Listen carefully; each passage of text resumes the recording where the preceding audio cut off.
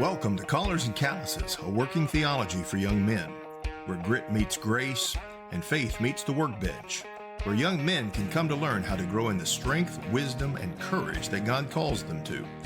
In a world confused about manhood, we open God's Word and roll up our sleeves. We'll talk theology that's not just for the classroom, but for the job site, the gym, the family table, and the front lines of life. We are about forging biblical masculinity that works in the real world for real men to the glory of God. This is Collars and Calluses. Let's get to work.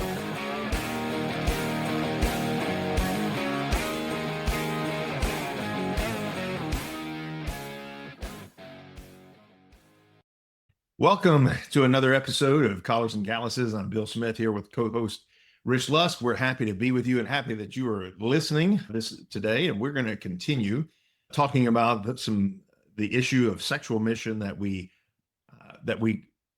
started several episodes ago. And again, I've mentioned the fact that these don't necessarily, you can listen to each one of them with benefit. We're not trying to just do a series and build, but it is helpful if you go back and listen to some of those, because we'll be referring to some of the things that we've said. So there is going to be some overlap. And we are talking about sexual mission using Proverbs kind of as the launching pad and moving through the themes of Proverbs, Solomon instructing his son. And one of the themes is this sexual mission. In fact, it really is a pretty dominant theme in Proverbs, because you have these two women, Harlot Folly and Lady Wisdom. And Solomon is setting up his son to choose Lady Wisdom over Harlot Folly. So he gives warnings about Harlot Folly. He tells his son how she looks, how she acts, and that's one of the things we're going to talk about today. But he also characterizes Lady Wisdom, who is going to be his true helper, who will help him build the world that God wants him to build. Now, God has given us a positive mission for sex to be fulfilled within the covenant of marriage. And that's one of the things we've covered previously. Sexual drives must be disciplined before and after marriage. So the temptations to sin come from within and without. We have our drives, we have our hungers, and our hearts, as well as those outside of us, people tempting us, they all want us to fulfill these drives in perverted fashions. So Solomon, telling his son, understanding these things, he spends a great amount of time examining the character and the tactics of Harlot Folly. He describes her in pretty good detail in chapters 5 and 7, with some allusions in chapter 6 as well. But in many ways, all throughout Proverbs. But there he homes in on her and describes her. Now, just a few things to keep in mind. When he points out the evil character of Harlot Folly, one of the things that Solomon is not doing is blame shifting. He's not saying, Harlot Folly's out there, it's all her fault. And it's not a Proverbs version of #MeToo, if you're familiar with that old movement that lasted about 5 minutes. Blame shifting is what Adam did in the garden. And Solomon is not doing that here. Solomon is telling his son who Harlot Folly is. She is serpent-like. She is your enemy. You are learning the tactics of your enemy like you would learn the tactics of your enemy in a war. And if you don't listen, and if you don't apply these things to your heart, if your heart's not changed, if you do the opposite, and your enemy takes your life, that's on you, because the enemy is going to act like the enemy acts. And some guys may say, well, but she was throwing herself at me and she was coming on to me. She was flirting with me. Well, that's why you're being warned. That's why you're being warned, because he's telling you this is how your enemy acts. And so this is on you. So as we begin talking about this, we want to be careful of any kind of understanding that this is some type of attack against women, in the sense of we're shifting all the blame from men to women. Men have to take responsibility for their sexual decision. Do you agree, Rich? I do agree with you, Bill. I think you're exactly right. I think that men and women both sin sexually. They're both tempted to sin sexually, but they tend to sin in different ways. So, for example, and we've talked about this before, but men want to look, women want to be looked at. For the woman, male attention is sort of the currency of her realm. That's what she's looking for, and women know how to get that attention. And so they will flaunt themselves in order to get that attention. That's sort of the weapon that she uses. And it's very clear in Proverbs 7 that that's how she draws the man in. And she's responsible for that. Women have agency. They're responsible for what they do. If she dresses immodestly, that is her sin. On the other hand, men are responsible for their thoughts, for their desires, for their actions. And no, you can never blame a woman. This is the thing. We have to understand, and especially for young men listening, but really all men need to recognize this. We live in a culture that is filled with Proverbs 7 women, Right. filled with women who fit the description of harlot folly. And thankfully, I shouldn't say thankfully, that doesn't sound right. But many of these women do identify themselves by how they dress and act. So in that sense, many of them are easy to spot. And Proverbs 7, as you said, this is a warning from a father to his son. And he's warning his son precisely because avoiding this kind of woman and the temptation that she presents is his responsibility. Right. And Paul tells Timothy, flee youthful lusts. So you ought not to put yourself in a position where you will be tempted by harlot folly, whether that's digitally or in real life, because we're not just surrounded by harlot folly in our day-to-day, what I'll just call it real life. We're also surrounded by harlot folly online and in all kinds of other ways, on TV and movies and so forth. So this is incredibly common in our culture, and it's because our culture has lost all sense of propriety and discipline when it comes to sexuality. Absolutely. And that playing off of something you just said, one of the things that men do need to understand, and I think this has been brought out in manosphere discussions, but men need to understand, and I think it's kind of the underlying assumption of what Solomon is doing in Proverbs, is that the sexual agency is a woman's greatest power over men. It is basically her superpower, if you want to say. And I think that's one of the reasons Solomon spends so much time on harlot folly. She generally, contrary to what a lot of the movies portray and what you see in a lot of these new movies, she generally cannot dominate you physically. A woman's power is not necessarily in the weight room or in the MMA octagon, but she can dominate you sexually, especially when she's younger, because this agency, this power fades with time. But as Solomon talks about it in Proverbs 31, beauty is vapor. It's going to fade over time, but one of the things that a woman will do is use her sexual agency to procure provision and protection, or what she thinks is provision and protection. That's even perverted in some ways. It's really interesting. I know that some of the manosphere guys do bring this out. And it is one of those things that you notice over time when men riot or when men protest, they go at it with physical violence. And when women protest, for some reason, they take off their clothes.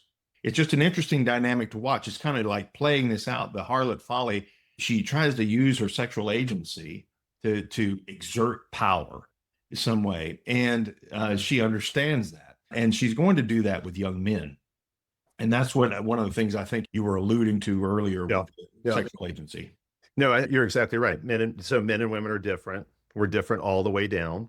We're different in the kind of power that we have. You're right. For men, that power is very often a physical power, physical strength. The glory of young men is their strength.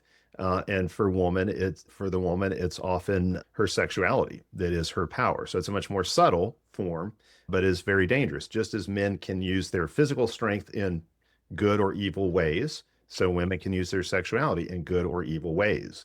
So that's really important to understand. That's what Solomon is warning his son about here, is to avoid the kind of woman who uses her sexuality in evil ways. And it's really important to understand when a man allows himself to be seduced, and we'll get into more of the details of the passage, one of the weapons that she uses, so to speak, is flattery.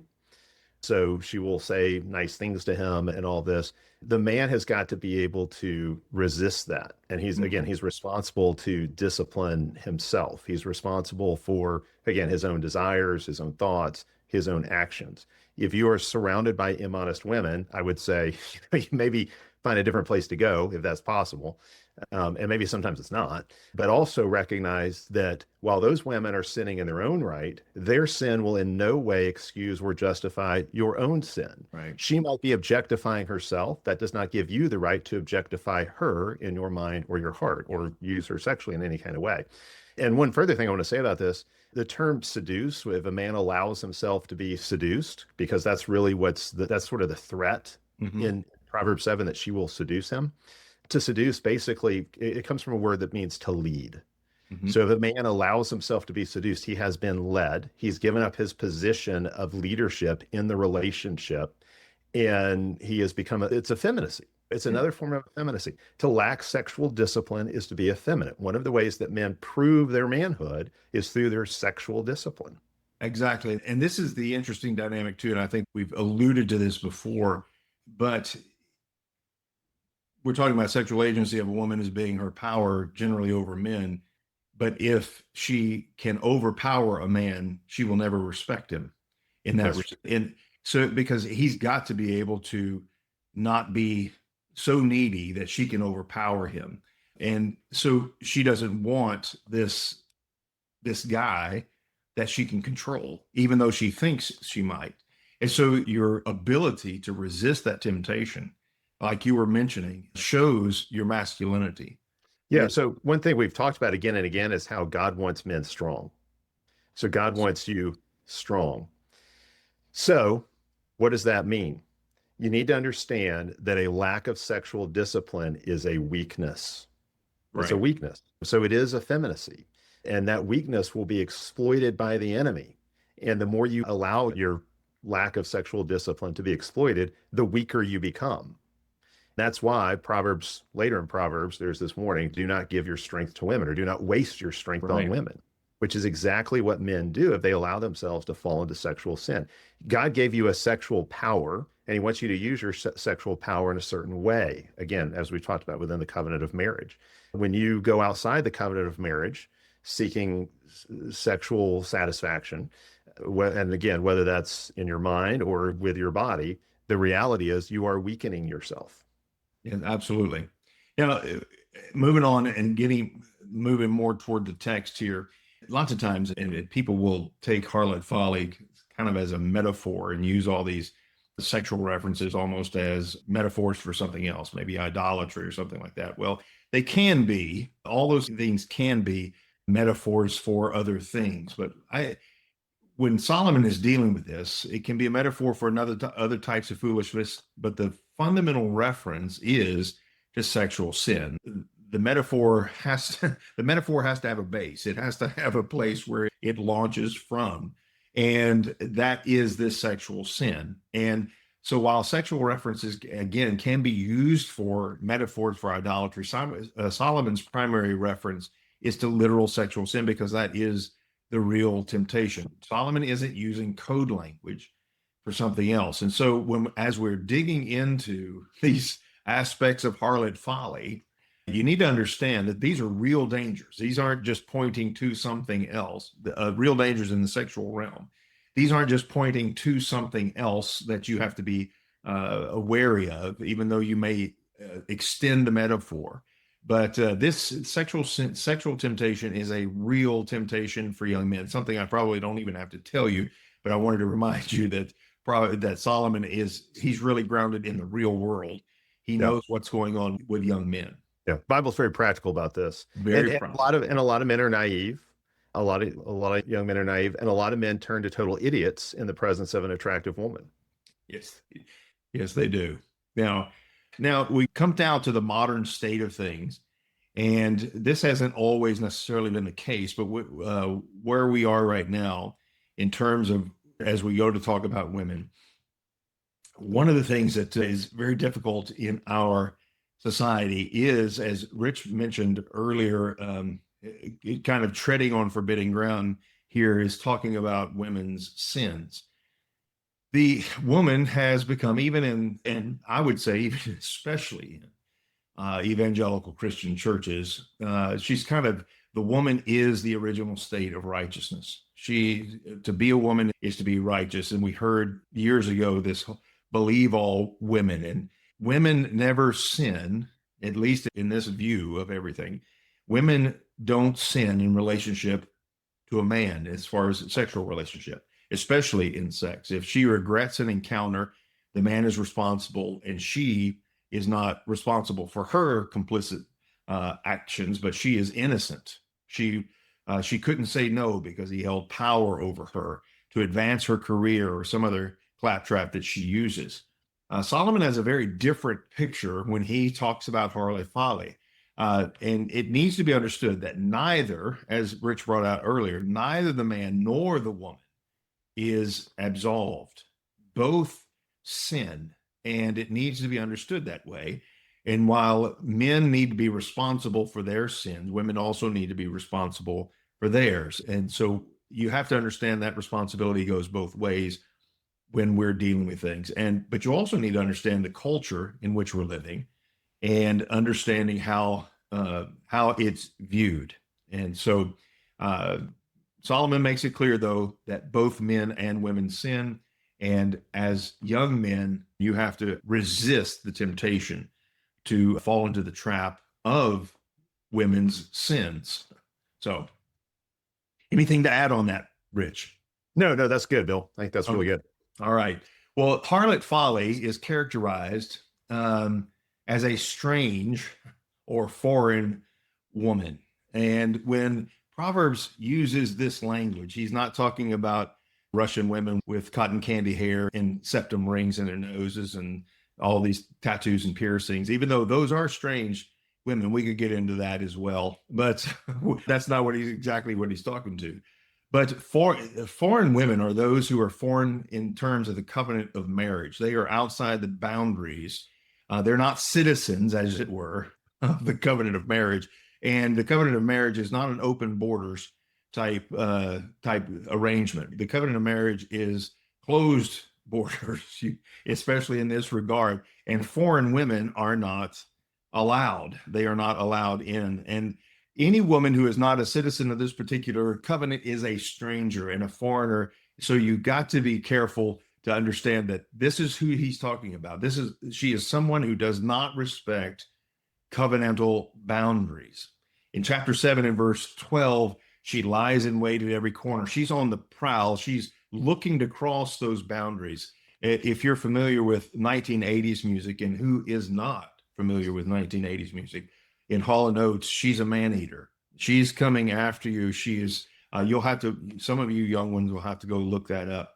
But she's a man-eater. She's on the prowl to consume. And that is exactly what she's trying to do. She is this strange woman. And Proverbs 7 gives us a description of her in detail. And there are a number of different characteristics, and we're going to cover those not only in this episode, but probably in the next as well.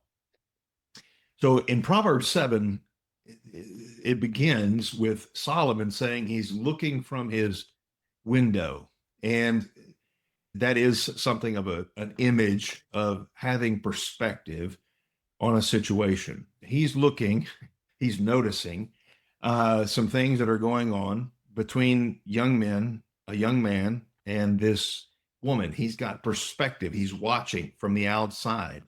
And so as he has that perspective, he sees this in his wisdom. He's drawing conclusions. He's seeing what's happening. He's watching the tactics. He's watching what happens to the young man, his weaknesses, and he's watching what Harlot Folly is doing. And she has weapons in her warfare. But again, they're not weapons like a man would use. They are the weapons of a woman. And he goes and he begins with seductive speech. He uses this in chapter 2 and also in chapter 7. She uses smooth words. Her lips drip honey. Her speech is smoother than oil in chapter 5. Her tongue is smooth. So it's obvious here that she's a sweet talker. She's saying things that are enticing and attractive and drawing you in. As Rich mentioned earlier, flattery. She exaggerates characteristics, or she lies to the weak-minded and simple or the foolish man so that she can manipulate him. One of the things that I know, because I've dealt with some situations with others that OnlyFans girls uh, separate men from a lot of their money by acting like and pretending to be in a relationship. They play on needs, real or perceived, of the man. And they will talk all this talk and act like they're in this relationship. They will praise him and they will do all these things as long as he keeps paying that money. Now, that's what Harlot Folly does. She plays on physical needs. She plays on drives, his hunger, his for sex and the relationship. She plays on his need for respect. Some will call this inflating his ego, but it's a perversion of a man's need for respect that motivates him in his broader mission as well as his relationship with his wife. So she has seductive speech. She's going to tell you what you want to hear. And her deceptive flattery is also characterized, and Rich brought this out earlier, as in chapter 7, verse 21, as leading or teaching. She is trying to teach you a different way to relate to God, to relate to her, to relate to the world around you. She is an instructor. That's what she does with her speech. She's trying to lead you in a different way. She has her own world and life view in which this tryst is the right thing to do. And she's got all kinds of reasons for it. And so you've got to watch out for her seductive speech. She doesn't come talking to you about theology, wanting to discuss philosophy, but she is teaching you when she's trying to seduce you. And so she's trying to give you an alternative way to view the world. Rich, do you have any more on that? So a few things. One, she's described as a foreign woman, and I think the way you describe that is exactly right. Foreign to the covenant of marriage, not, let's say, ethnically foreign or something like that. Later in the passage, she actually talks about having offered sacrifice. So this is a church girl. She might be presenting herself as a good Christian in certain ways, but just because she goes to church doesn't mean she's actually a faithful, mature, wise Christian woman. So that's one thing to take note, because again, men can be very naive, especially in the presence of a pretty woman. Another thing is flattery. So she uses flattery. Flattery is a form of manipulation. One of the characteristic sins of women is manipulation. Women are excellent at manipulating, especially attractive women, manipulating men who lack discipline. And so we try to throw in these red pill proverbs every now and then. So that the one, men tend to fight physically, women tend to fight psychologically. Flattery is a form of psychological warfare. It's a way that she can get what she wants. And so whether it's his money she wants or his attention, whatever it might be, she can use flattery to get it.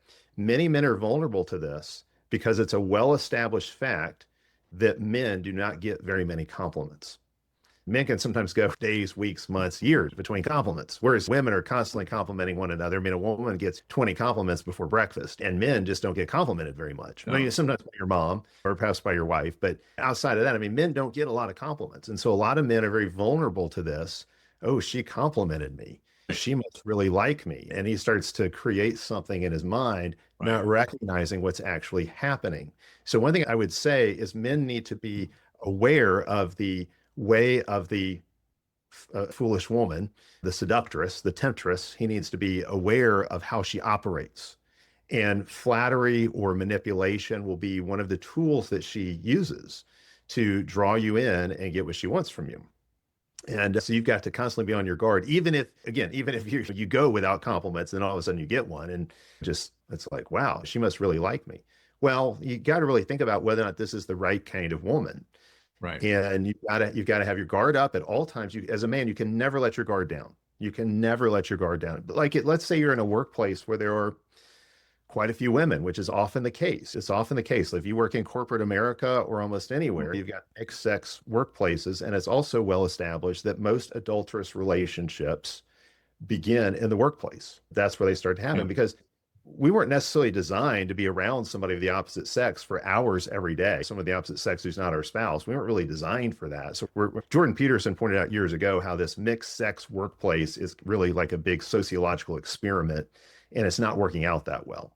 Right. So there's that. So you got to be aware of that. And a lot of men, especially after Me Too, but to some degree this was already happening, a lot of men recognize that the workplace is dangerous for them. One wrong comment and you can get canned.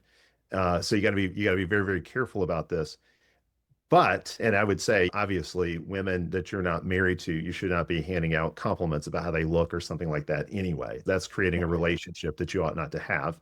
But also recognize that you yourself can be the subject of manipulation. And so you've got to constantly be on guard against that. Yeah, absolutely. Now, one of the things that sometimes we might forget is that all sin is a perversion of something good. And so there is a flip side to seductive speech. There's something about it that it's perverting. And that means that I think that there is something in the intersexual dynamic, in the intersexual relationships, that there's a place for certain types of speech. And I think it's within the covenant of marriage, of course, or at least leading to it. Um, it is good for a man, it's good for a woman to seek to endear a man to herself at the right time and in the right way. Not through flattery, because flattery is basically lies, but through genuine compliments, things like uh, and respectful speech, and things like that. Appropriate, honest flirting, wooing, love songs, all those things can be appropriate and meant to attract and foment desire. There's nothing wrong with that. Harlot Folly goes outside the boundaries, though. She makes promises that can't be fulfilled because marriage isn't involved. She's not worried about those boundaries. In fact, she wants to flaunt those boundaries. She wants to transgress those boundaries. But there's a time for that.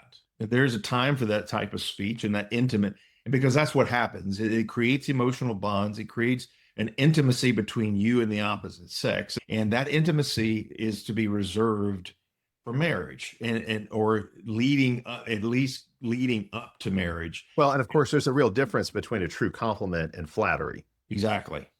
A true compliment is not manipulation. It's an expression of real respect or admiration. Exactly. So when a wife or fiance actually compliments you, that is leading to some place that's good. Harlot Folly is trying to deceive and manipulate, and she's not paying attention, as I said, to those boundaries. She's not worried about that at all. She uses seductive speech to get her way. Whether she's just trying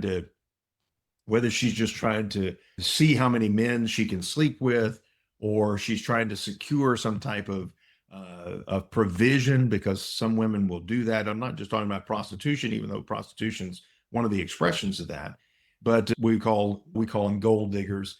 Women can do those types of things in order to get men to give them what they want.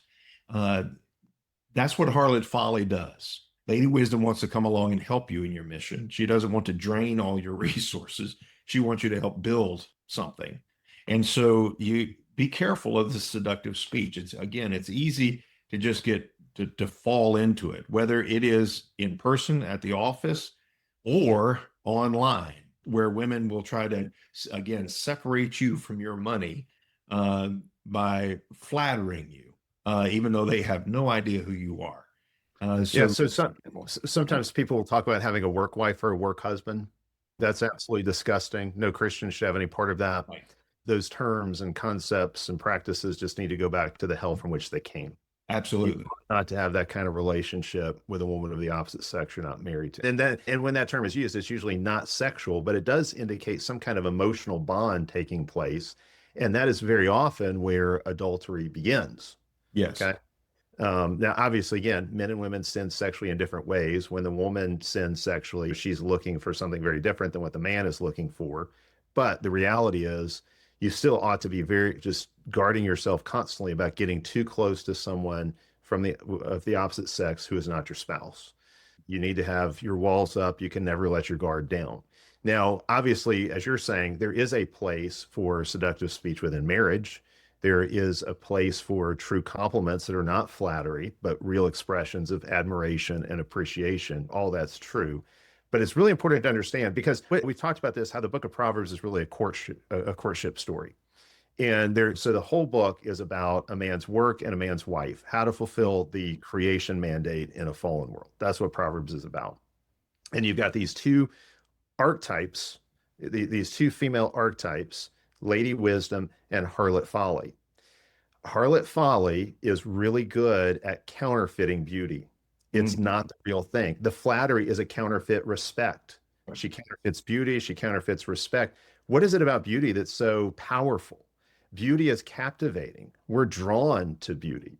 And obviously, there are beautiful women out there who you're not going to be married to. And you can recognize that, objectively speaking, this is a physically attractive person. God made this person and made them beautiful. Wonderful. But recognize that beauty does not belong to you. It is not yours. It's not yours physically. It's not yours emotionally. It's not yours in terms of your desire, your thoughts, any of that. Bible has this teaching on lust in Matthew chapter 5. Mhm. Lust has to be put to death. You've got to, Jesus talks about gouging out your eye or cutting off your hand. It's really your heart that's got to be cut out. You need a new heart. You need a repentant heart. As you struggle with lust, that's what you're doing, is asking God to give you a new heart that is purified of these corrupting desires. So obviously recognizing the fact that someone is physically attractive is one thing, but being attracted to them is something else. And if that person doesn't belong to you, you've got no right. So that's really, really important to understand. And what the Harlot Folly is doing is there is a kind of counterfeit beauty that she presents. And that's why we've talked about how attraction works between men and women, and that men are attracted to the physical appearance and physical form of a woman. And that's how God made us. But we also have to recognize that what Harlot Folly is going to do is counterfeit that beauty. So you always have to be looking deeper. You cannot Right. stop just with outward beauty.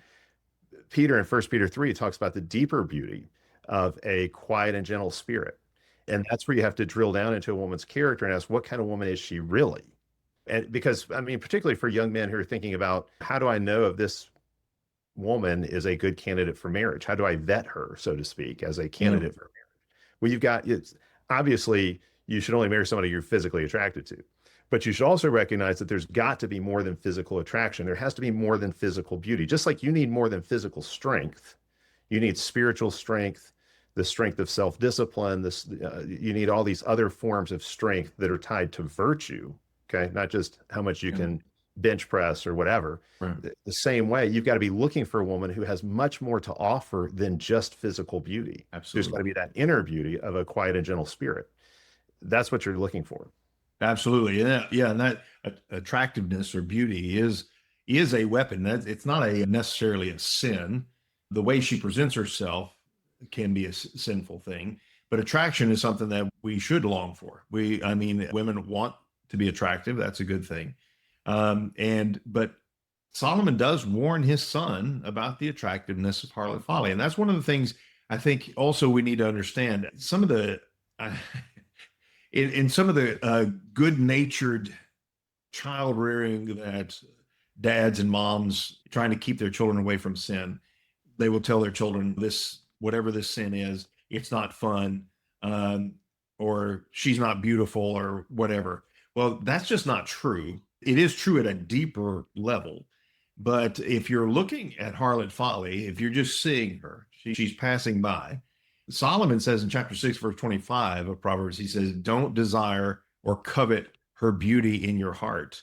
In other words, she is beautiful. She's physically With stunning. an objective fact about the world. Yeah, there's an objective fact about the world. She's going to capture your attention, at least for a moment. And Solomon says, don't let her capture you with her eyes. So physical beauty is a real thing. But one of the things that she does is that she accentuates her physical beauty, drawing attention to certain features that will draw you in. And since, again, this is PG, we've talked about the fertility cues. She draws attention to this.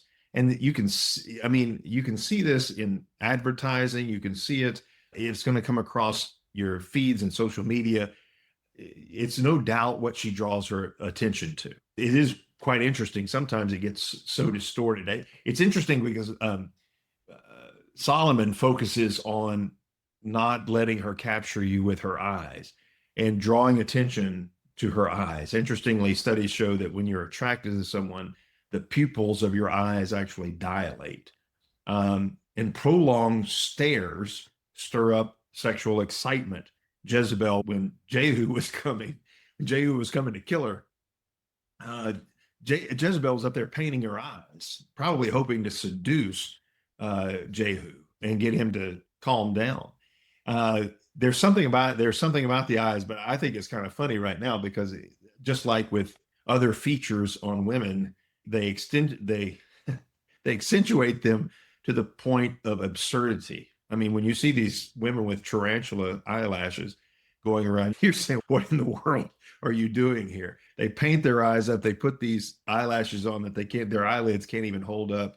And but they know instinctively that there's something about their eyes, there's something about their breasts, there's something about their bottoms that men are attracted to. And so they try to draw your attention to that. And Harlot Folly does that. We'll talk about that also later in talking about her dress. But one of the things one of the things Solomon is saying is like, yeah, she's attractive. She's going to draw your attention to these features, and you have to control your mind. He said, don't covet her beauty in your heart. That is, you have to control your desires. Yes, okay. Should women dress better? Yes. However, there are harlot follies out there. This is the reality of the world, and you can't always be blaming them for everything. And we can point out their sins. Their immodesty is a sin. All those things are a sin. However, he says you have responsibility, as we were talking about earlier. You have responsibility not to covet and coveting is desiring something that doesn't belong to you. You want to cross the boundary to seize something that doesn't belong to you. So this beauty does not belong to you, and you don't seize it. This is, and covetousness, as Paul says in Romans 7, is lust.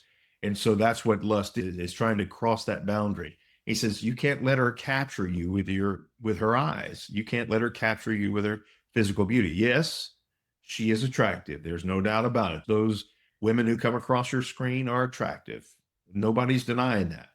However, you have to look, as Rich was saying, at the character. You have to dig down deeper into the character and discover where, and I'm not saying, well, it's just about her personality. She does need to be physically attractive, but she needs to be more than that. And I've heard a lot of guys put up pictures and say, okay, she's a 10, but she's absolutely insane, or she's a 6 and she's going to be a good wife. Which do you choose?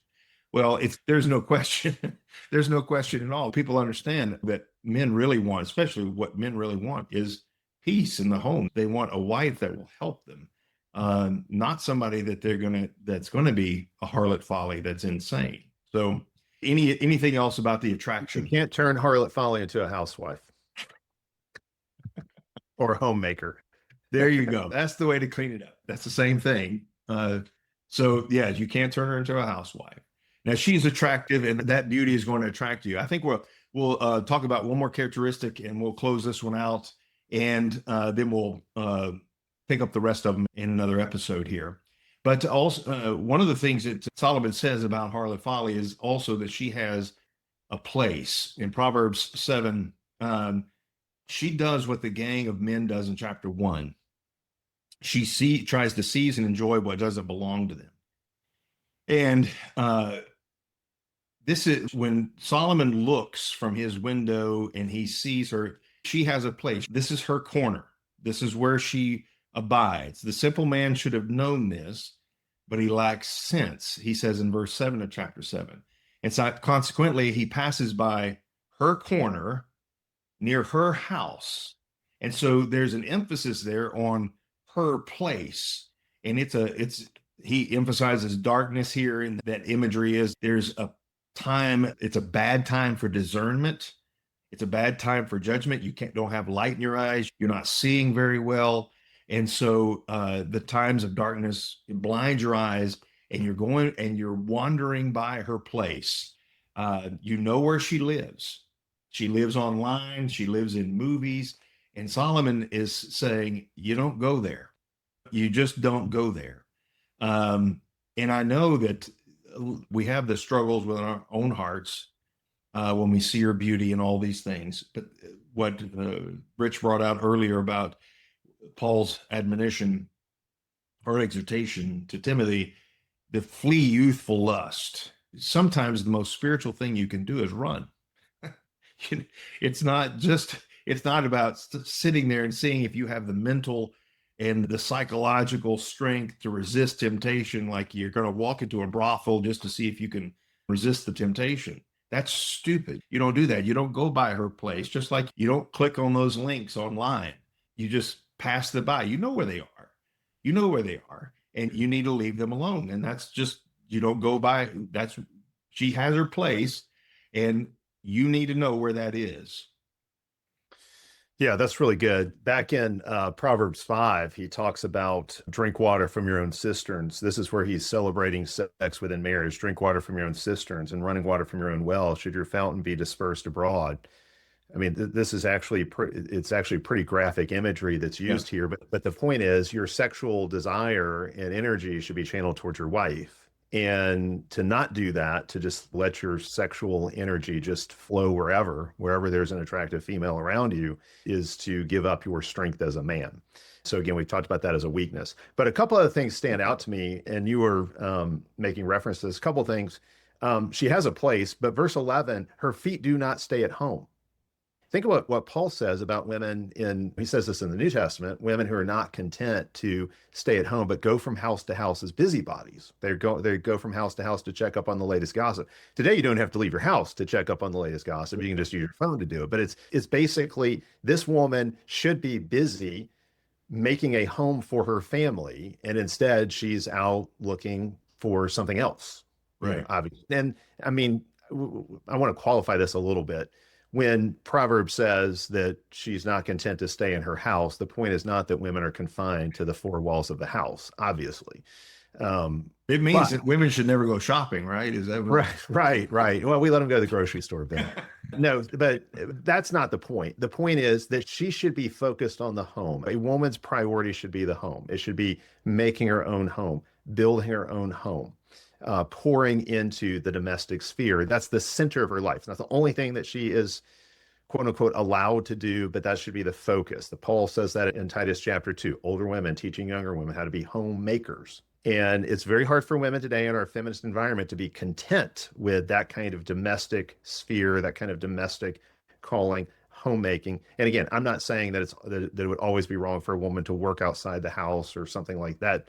That's another discussion. Yeah. I'm not taking it that way. But what I am saying is a woman should be anchored to her home in a certain way. And this woman is not. She's not content to be there. She's not content with what she has at home.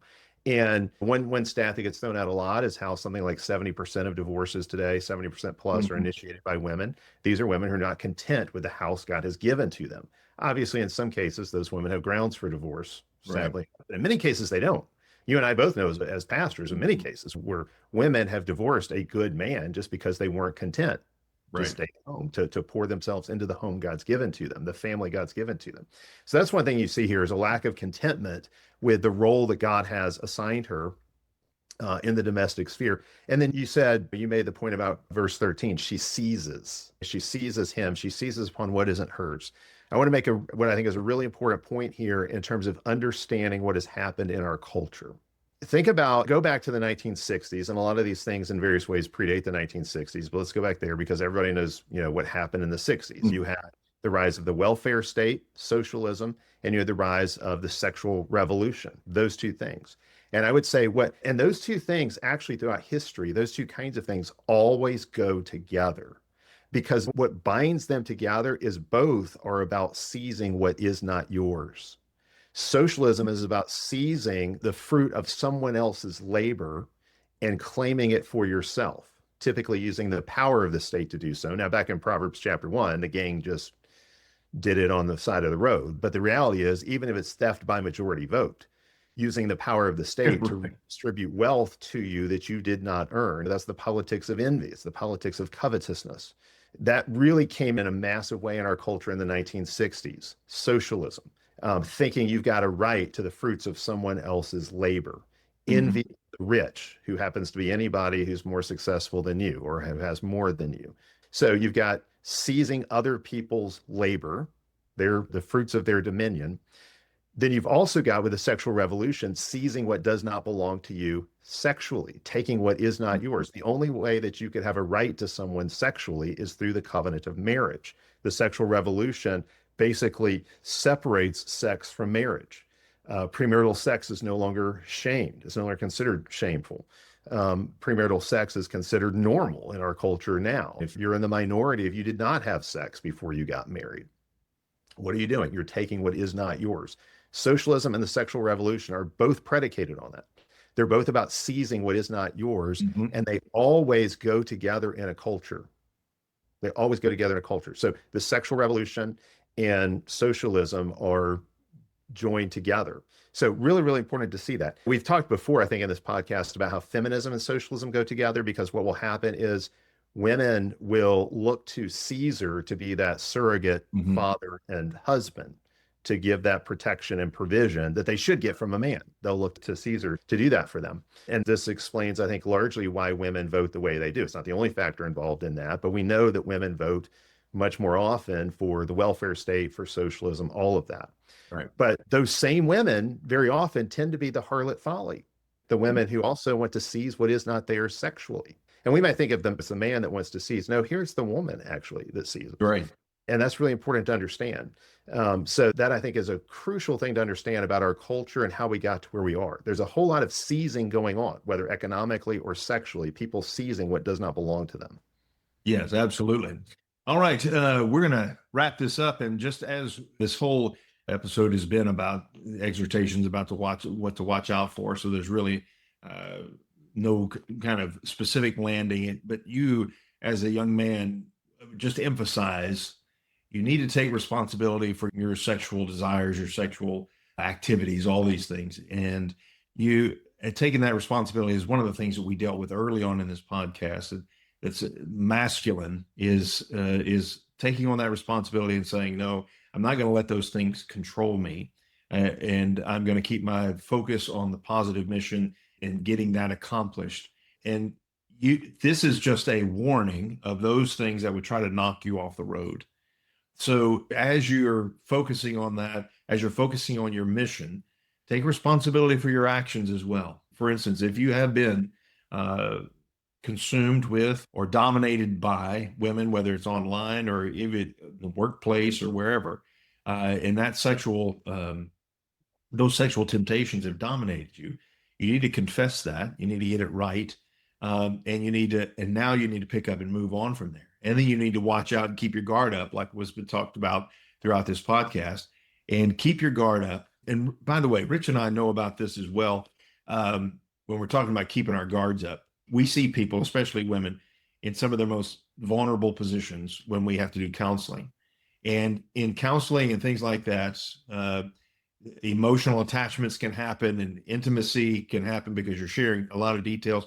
So it's not like we're kind of unaware. We don't live in the corporate world and we don't know what's going on. In fact, we do. And those temptations can be real. And so we have to keep our guards up all the time about these things. And so we live in that world as well. So keep your guards up. You've got to put things in place. Outside guards can help, but ultimately it's going to be your heart, because your heart can always find a way around those external guards. So those external guards are helpful, but you need to get your heart in line and don't covet Harlot Folly's beauty in your heart, as Solomon says. We're going to come back in the next episode and talk about some more characteristics of Harlot Folly. So we look forward to that. Rich, any closing words? Yeah, everything you said was great. I would just warn the young men, one more way to think about Harlot Folly. If she is seeking to allure you and she flatters you and she's immodestly attracting you, don't think you're special. She's probably done it with other men before you, and she will do it with other men after you. Absolutely. Be a part of that. And Solomon brings that out. Stronger men than you have fallen to her. So be very careful. All right. We're going to close this out again. Thanks for listening. If you have any questions or comments, our contact information is in the show notes there. And you are certainly welcome to ask questions. We're gathering those questions. We may have a Q&A once we get enough questions at some time in the future, but it's down there. And again, thanks for listening. And for now, go ahead and get to work.